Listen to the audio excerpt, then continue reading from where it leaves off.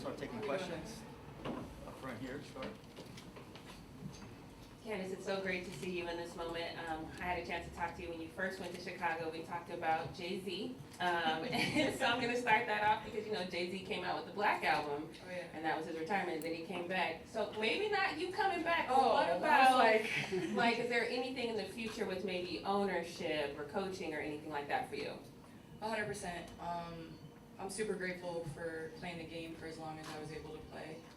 But I know the game prepared me for this phase of life, and so for sure I want to be in an ownership position, but I also want to continue to impact the game, you know, in this side. So doing that alongside Adidas has been super special for me as the president of women's basketball. So I think continuing that and then talking about the game, like I'm sitting in y'all's seats, which is cool.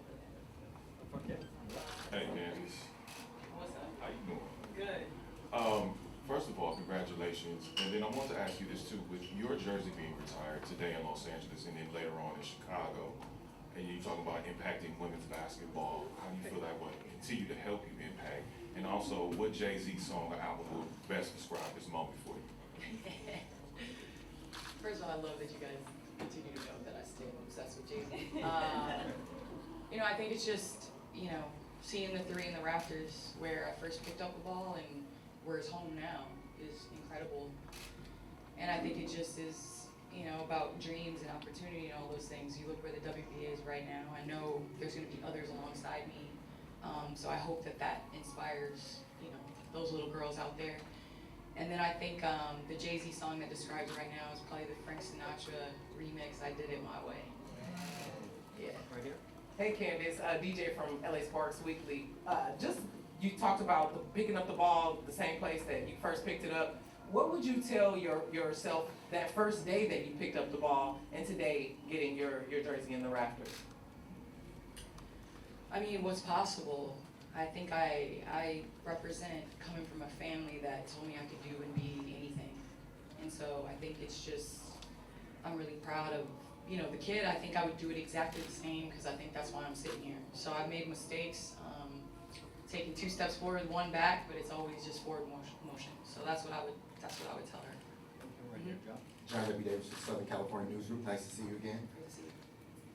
From your perspective, why do you feel like it's appropriate that the first WNBA jersey that you have retired that goes up in the rafters is this Sparks one in comparison to any other one? Because I know you won championships other places, but this is where you started.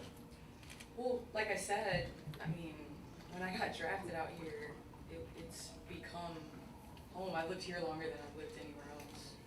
And so it's super important for me to be able to see this jersey in the rafters before any of the other ones, because I think my 13 years here were super special. You know, it was ups, downs, wins, losses, heartbreaks, rewards, but I think it's just super special to be able to share that with the teammates and coaches and organization that, you know, bet on me, picked me first in 2008 WNBA draft. And That was a long time ago. Second row, and there will be the last question. We got to go. The game's started. Hi Candace, UNC Annenberg Media, Dominique Williams. You know, I've seen a lot of interviews of you talk about before you came to WNBA, it was such a long league, and how you were in college, you had to eat Papa John's before a game. And now, all these years later, your jersey's about to be retired. Where the game of WNBA is at, how did you feel like you're leaving it, but also just seeing how all the other players are now able to benefit from all the endorsements too? Well, first, the only thing I'm salty about is the chartered flights. That's the only thing that I'm like, I press send on the Instagram post, retired, and then all of a sudden Kathy wants to say there's chartered flights. So a little salty about that, no, but I think where the game is, it's just the next, picking it up and taking it to where it needs to go, leaving it better than you came into it. And I know I had vets and Lisa Leslie, who's here today.